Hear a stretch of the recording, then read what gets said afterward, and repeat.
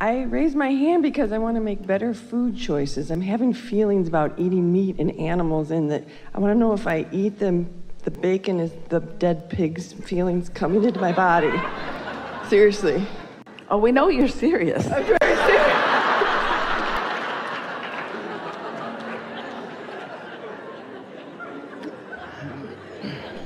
And the chickens and the cows. All of them. Most of what we've been talking about here today has been about connecting to that broader part of you and following the impulse. And we've been talking about bringing yourself back to who you really are.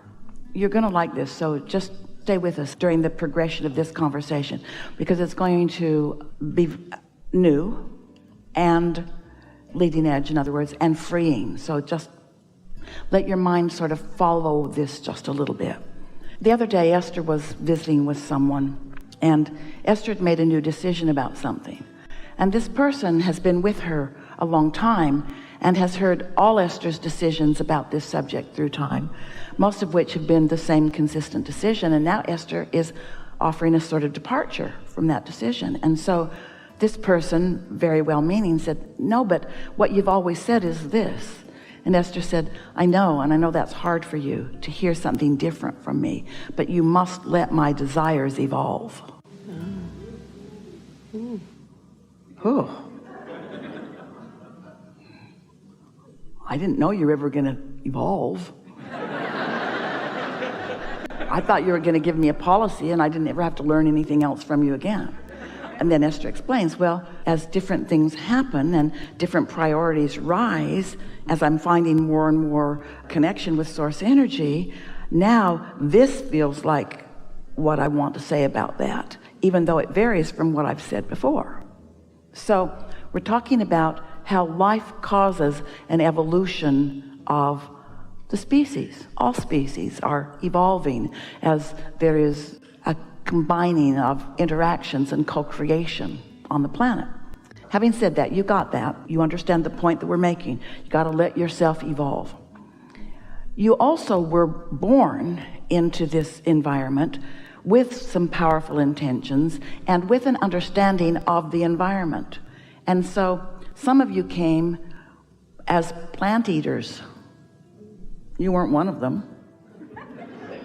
Now, we're not talking about any humans. Some animals came, they only eat meat. Some animals come, they only eat plants.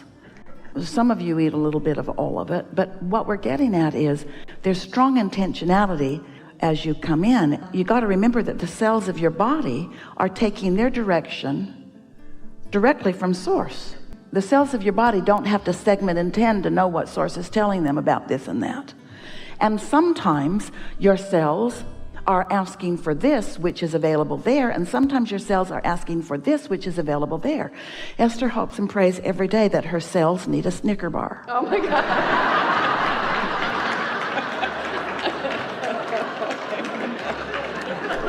And we want to say there's plenty of stuff in there that her cells do appreciate.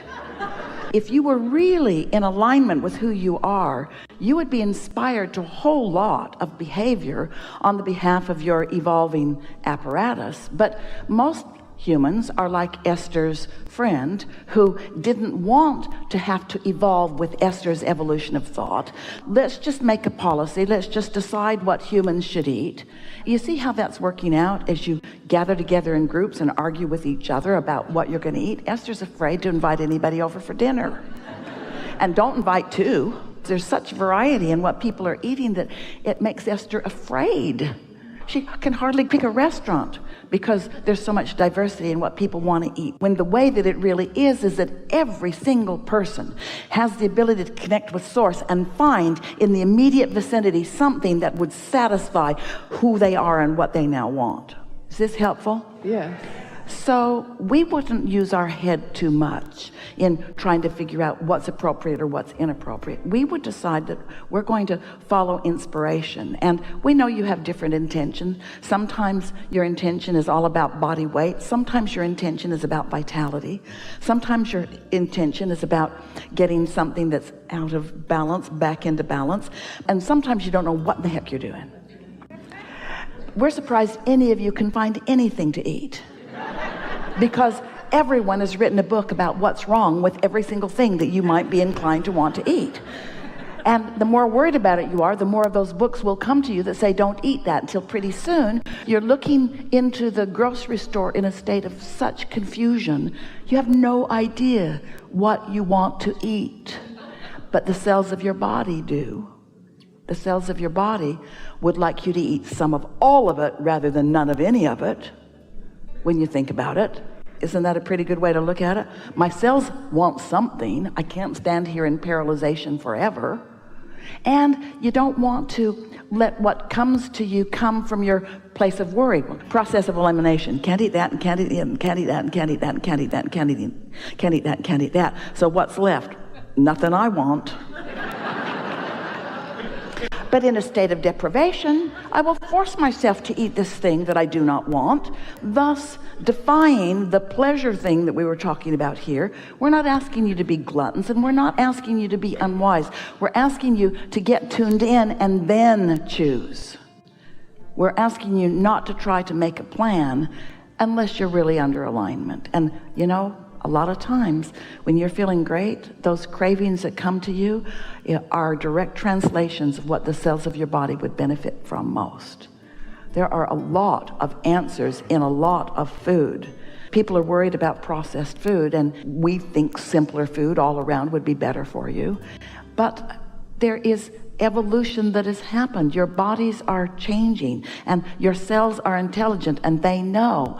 And a person tuned in to source energy will find what will satisfy you. And this is the thing that trips you all up. Is it hard for you to hear that if it feels satisfying to you, it's a good idea? Think about it. Most of you say, oh, I really, really want that, but I shouldn't. I should not please myself. Where does that come from? That comes from others who preferred that you please them. And they will accuse you of selfishness. You're so selfish. And isn't that weird coming out of their mouth? You're so selfish, and what they mean is, you're so selfish because you won't supply my selfishness. You won't do what I need you to do. And you kind of want to say, I don't really get this. So what you're saying is, I should not satisfy my selfishness. Instead, I should do what you want me to do. Isn't that sort of selfishness? They won't hear it that way. So did we get where you need to be? Yes, and I think that there's a tie to emotions and family with my food choices too. So when I'm alone, I try to, Oh, maybe. How do I get rid of that? Blah, blah, blah, blah. Maybe. We started there today. There's a tie to everything because you have expectations. Of course there's a tie. Of course there's a tie. In other words, you're all wadded up in so many things. You got to clear the space by not trying to keep up with all of it. Really, it would drive you crazy. Hang around with 100 people and go on a trip for a week with 100 people and then try to decide what you should eat. Or set your intentions. So let's say that you're going someplace where you're going to get food. Esther teases her grandchildren. She said, you know, the other day I found this remarkable place. And they said, what was it? And Esther said, well, it was a big building.